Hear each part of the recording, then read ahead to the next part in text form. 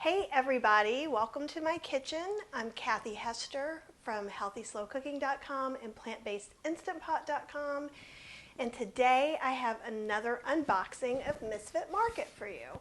So I think a lot of you have already seen this before, but if you haven't, this is kind of like a CSA where you don't subscribe for a whole season. You can decide if you want a box or not. You can get it weekly or bi-weekly. You can get two different sizes with Misfit Market, Hungry Harvest, and there's some other ones that try to gather up produce that's seconds or not perfect or ugly or however you want to deal with it or think of it, frame it. And I've been really happy with what I've been getting, so I've enjoyed showing it to you guys. So let's open this a little bit. And I'm going to move my stool over here because there's always too much for me to have this up as well. So first, let's change cameras. And let's see what it looks like on layer one. So these are recyclable materials. And inside of this is insulation. I actually reuse this, but you could also, if you have something like a scrap exchange, you could donate that. So what you're seeing too is just kind of one layer of goodies. So we see a couple things already. We see kale, we see eggplant, and I'm going to move this over to the side so I can pull things out. For those of you who are joining now, just a wee bit late, I'm unboxing Misfit Market box that I get the big one every week. It's about $35 and everything you're going to see is organic. It is not going to be perfect produce. Everything won't be perfectly round or perfectly happy. So we'll see what happens this time, okay? So I guess let's first do these two bunches of kale, which I think are really awesome. They look really good. I think there may be one tiny edge that I might end up taking off. Let me show you. So sometimes you might find just a little edge or one piece that maybe isn't as good. See, like I will tear that off. That could have happened during shipping. You just don't know. This one looks really good. So one of the things I like to do when I get the kale is to go ahead and wash it and break it down into smaller pieces and then put it in like a produce saver container, which has, you could also do this with just by wrapping paper towels around it. What you want is for the moisture not to end up landing anywhere, which is probably why this discolored, because it just causes it to degrade a little bit. So if you do that too, then when you come home from work one night, you can just either throw some kale into a smoothie or put some kale in a pan and just cook it up and do it really quickly. And hi Norma, and you guys tell me hi, and if you've got some questions about any of the vegetables, on Healthy Slow Cooking, I actually have a kale stem creamy sauce. So if you break this down and don't typically use the stems, then you can save those and make the kale stem creamy sauce. And if you want, if anybody's interested, let me know and I'll come back and put this here. And that's Maxie outside. I gave him a nice peanut butter Kong, but I think someone's trying to deliver things. He is really over the people trying to deliver things. Okay, and here we go. These are definitely not perfect. And let me let you see this up at the top. See, those are soft. What I'm going to do is I'm going to cut that off, and there's a little bit at the top here. And I'm going to see how much I can use. And if I find that somehow some of that goes all the way through, what I'll do is take a picture of them before I cut them and after I cut them and ask for a refund. Though I still think chances are for me, if I can use 3/4 of each one, I'm good, and I'm not going to ask for a refund. But that's just the way I roll. It doesn't have to be the way you roll. Okay, we've got some things, and ooh, we've got more of these guys. I think I'm going to do a video on a sunchoke recipe. And sometimes these are called Jerusalem artichokes.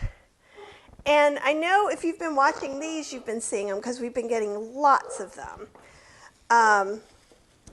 let me show you. Right now it's just a handful. But that's enough, to make some mash or to put in a soup, to roast them. There's all different kinds of things you can do, and they're a root vegetable, which is really seasonal for this time of the year. What you're going to find in general, if you're doing any kind of CSA or a box, is that you're going to get more greens and root vegetables and things like that in general. I've got a bunch of bell peppers. Okay, so Norma, I totally will do something on sunchokes because I was wondering about that. Let me move these back so we can keep these going. And these look really, really good. This one's a little bit soft. So, and a lot of them have some dirt on them in this box. We'll see what's on the bottom. It could be very apparent soon. Maybe there's some greens or something in there. But there are a couple of these. So the one that looks a little like it's degrading, I'm going to cut that up, and any other one that looks like that, because with the onions and bell peppers, and really any kind of peppers, I can wash these, seed them, take the ribs out, and chop them and put them in a bag and put them in the freezer, so that both onions, bell peppers, and any kind of other peppers are ready for me just to put in a saute. That does a couple of things. The first thing it does is it saves me time during the week. Because I don't know about you, but the last thing I want to do is cut onions every single day. It's just a step that I don't always want to take, and so therefore it might keep me from making something super yummy. Whereas if all I have to do is just grab a cupful out of a bag in the freezer, it's super, super easy. The other thing is that sometimes, depending on if it's the holidays, maybe you have a lot of events to attend, you can still get these boxes. And if you're freezing some things like the peppers and the onions and different things, then they're going to last for significantly longer time. So that's another reason to do some of the freezer stuff. I've got some little oranges, and these look pretty good. And I've got a couple of cloves of garlic, and those also look good. And I think so with oranges, if I don't eat them by themselves, a lot of times I'll just grab one, cut it, maybe put some soy sauce or gluten-free tamari or coconut aminos with some rice wine vinegar, some grated ginger, grated garlic. Those are also things that you can grate and put in the freezer. You can even put a whole hand of ginger. I forget what it's called right now, but a whole big piece of ginger, you can just throw that in the freezer as is and break a piece off, or grate it later, or grate it all and then put it in there. So that's something you can do too. But what I've been thinking about doing with some garlic is going ahead and roasting a whole lot of it, and then just having that roasted garlic after I push it out of the cloves, so it's just got the actual yummy goodness, and freezing those so I can throw those into soups, stews, spaghetti sauces, because roasted garlic just has a little more flavor. It's a little more complex, and I think that's really nice. Another orange. We've got apples, and we've been getting apples every week too. Okay. We're still just on layer 1. And there's always 2 layers in these boxes. And again, there's a smaller size box if this is not what you want. Here's a couple more apples. And so sometimes the apples will arrive a little bit dented, though these look really, really good. If they do arrive dented or mushy or have some soft spots, I always cut off the darker spots, but you can make applesauce with that. So what that means is you can put some water and apples in your Instant Pot and maybe cook it for about, I'd probably say 15 minutes, and then puree it up.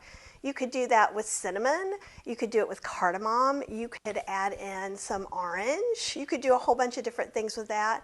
You could also cut them up and put them in your slow cooker and let them cook all day and then puree them. And you can freeze applesauce as well. And Imogene is asking, can you pick the day of the week that your box comes? Yes, you can. With the holidays, some of that's gotten a little bit messed up, but I typically get mine on Friday, and so it's kind of just done perfectly. It's worked out with this year with the holidays, but they do give you the option, so you pick a day to begin with, and I think I picked Tuesdays to begin with, and you can change it anytime for the next week, as long as it's before that order's placed. Once that order's placed, it's set for that date. So you can change that. You can get it shipped every week or bi-weekly. You can get the large box like I'm showing you or a smaller box. And we've got a mango. And again, these are all organic.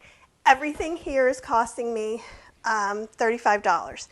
These are some pretty good looking yellow squash, I gotta say. So there is a little bit of barely any damage there. So what I'm probably going to do with those, oh great, Imogene, I'm so glad that answered your question. We have a second mango and we have a fifth squash. Okay, so with these squash and even with the mangoes, I'm going to let them ripen. So they have to ripen either way, but then I could cut them in cubes and put them in the freezer, or I could, if I had some leftover rice, I could put a little coconut milk and a sweetener of your choice. It could be maple syrup, date syrup, and then maybe cook down some of the mango in there to make kind of like a mango sticky rice type dessert with much less effort. The mangoes are pretty big. Let's see. I'm trying to see, what do I have to compare? Do I have anything regular sized here? Okay, here we go. There's a little box of tofu. We all know about how big that is. So I think it's about the same size as that. So they're pretty good size. They're not the tiny Alfonso mangoes that are often yellow. These are the bigger ones. And I would think I'll come out with like at least 2 cups of diced fruit. With the squash, so I could do a couple things with that too. I might make a bread with it, or I might put it in cornbread. Sometimes I put zucchini and chili powder, but yellow squash and zucchini taste about the same to me.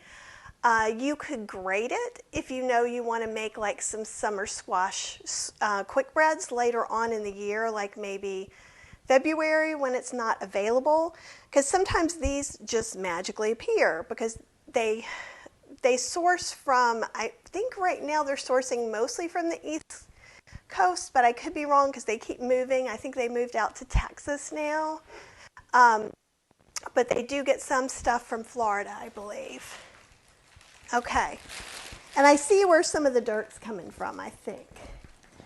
Got 2 nice big onions, red onions, and I'll show you there's a little ding here. And I'm not showing you these to scare you off as much as I just want you to have an idea of what to expect. That while some weeks everything is absolutely perfect, that's not what we're really paying for. That's kind of a bonus, if that makes sense. And oh my God, this is huge. I have a huge organic cauliflower that is as big as my head. I got one last week that was a little smaller than this, but this is awesome. With cauliflower, you can do a few things with it. So if you weren't going to use it, or maybe you're going away for New Year's, we could cut this into florets, and we could dip it in boiling water and then put it in ice water and then freeze it. So basically that's how you blanch something.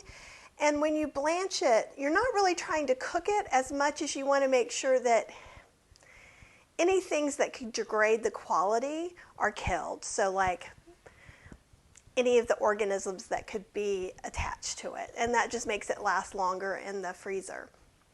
What I'm probably going to do, well, what I do with cauliflower anyhow is I make cauliflower queso a lot, and you can get the recipe for that on plantbasedinstantpot.com, and it would be like half a head of queso, a couple of carrots,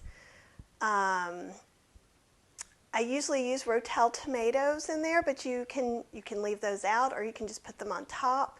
And I do some different chili powders and things like that. You could even just use chili, the stew powder that has a whole bunch of different things in there as well. So, and I've got some more of these potatoes, and you know, I did not look these up, and I haven't used them yet, but they don't look like red potatoes to me. They are purplish. And so I'm looking on my computer and I'm seeing the right color in the light. So they're not Peruvian purple potatoes. They're not that purple. And what I do, also, I wash and then cut these up and put them in the air fryer to crisp them up. A lot of times, at some point, you could go ahead and either cut them. If they're rinsed off, they'll be a little wet. And you could toss them in like some Cajun spice mix, or I also, from Vegan Cooking in Your Air Fryer, I call it a breakfast spice mix because it has kalinamak, so it kind of tastes a little like scrambled eggs, but then it has some breakfast sausage spices in there as well. And so that makes them really yummy to me. Sometimes I don't get to my potatoes until they grow some eyes, and actually, I will find you one over here because there's some. Here we go. And I want to just public service announcement about don't let your potatoes go to waste. And so all we have to do is cut these out. These are not good to eat. They're little plants, right? And so let me get one of there are a couple of different peelers that I have that have different things. Okay. So one, you might see this on your peeler, and that's just to go in there. It goes around, and it takes it right out. And if it's a little greenish like that, you just want to make sure that you peel enough off. The same thing, some peelers have these guys, and you can do kind of the same thing. You're just going around it. You could also use like a little spoon if yours doesn't have it. And so and so you can see there's a little bit of greenish, and you don't want to eat the greenish part, but do you see how easy it is to get past that?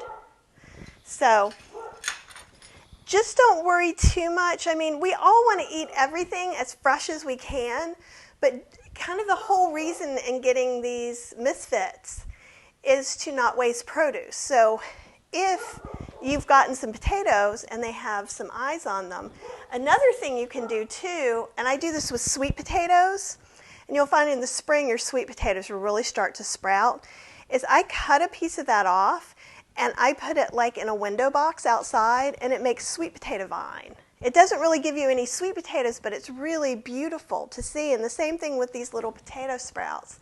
So you could put them in something. You could take a bigger piece than I did because you want it to kind of feed itself. And then as soon as it comes up, then the light will feed it. And so you want to keep it in the winter in a window that's kind of sunny. So how's that for extra tips today? And here's two more potatoes, and then finally we have that's not even finally, we've got two more big red onions. If you're like me and you don't use a lot of red onion, one of the things that I've done is cut up the red onions and put them in a dehydrator. And so I've chopped them up finally, put them in a dehydrator, and then if I make soup mixes to give away for presents or to keep for me, I can put those in there as well. So you can even put onions, garlic, chives, all different kinds of things that you dehydrate yourself, should you want to. Okay, now the big finale. A giant thing of beets. So I've got 3 really nice big beets here. They are in amazing shape. The greens are not in amazing shape, but they are in enough shape that I can cook them and use them in something. So either I could, and that's where a lot of the dirt's coming from. And you'll find that with greens a lot. You guys see that? I don't know if you can see that much.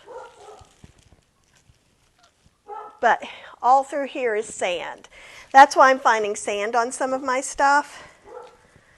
But I still think, like, you can see all this stuff, right? Let's see. We can get this in here a little bit more, because we're not seeing the cauliflower. Okay. So I've got a big bunch of greens. I've got a giant head of cauliflower. And if this was by the pound, this would be significant. We've got 6 apples, 6 oranges, 2 eggplants that we may not get all of it out, 2 bunches of kale, 4 green peppers. We've got 2 heads of garlic, 2 mangoes, 4 red onions, I think about half a dozen of these little purple potatoes, probably a giant handful, maybe a cup and a half, maybe 2 cups worth of sunchokes. And then we have 4 really big summer squash. Yeah, I think it's a really good box too. So one of the reasons, and they always put this into, they put some kind of card. And so this tells you traditional holiday stuffing. Unless, you know, it is not vegan. But we could make it vegan because we have the power, right? So with beets, I think this is really good. And like I said, some things aren't perfect. So if I cut it open and I can't use any of it, I will take a picture and send it for a refund.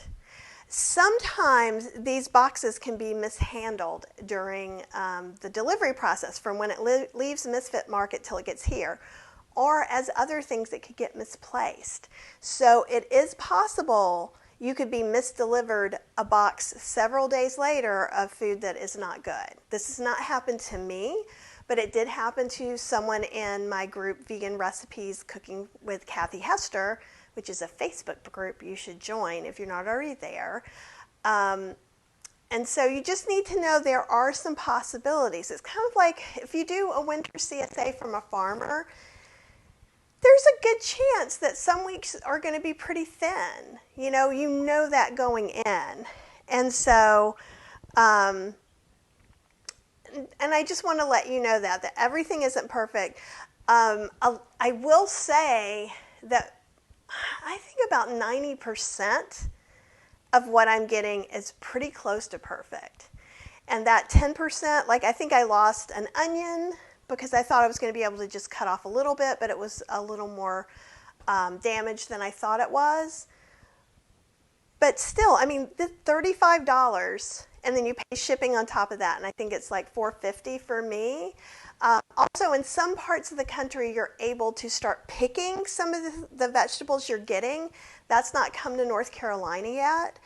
I kind of like this way because it's kind of a surprise. And one of the reasons I wanted to open it now was because I'm going to plan dinner with some of this stuff, and I was thinking of maybe making a stew. It would be nice to make some minestrone, maybe use the summer squash, a little bit of the kale, the beet greens, some of the garlic, maybe even some eggplant. I don't know. I'm going to just play with things and see how it goes. The cauliflower I usually save for certain things, like to help make creamy soups or to make dips. But almost any of this, so like another thing you could do is we could take the potatoes, some onion, and the sunchokes, and maybe some garlic, and we can make a soup out of that. We can enhance a spaghetti sauce by either taking some cans of crushed tomatoes with some herbs like an Italian spice seasoning. We could do some of the kale, the eggplant, the green pepper, onion. So there's just all different kinds of things that you can do. So and if there's something you guys want veganized that you aren't quite sure how to do, just please go ahead and ask me, because that's what I'm here for, to help you. Also, before I go, I am having a sale through the end of the year, or really till midnight, January 1st, on all of my online classes. So if you go to kathy-hester.teachable.com, and any of the single classes are $10 off. So instead of $35, they're $25.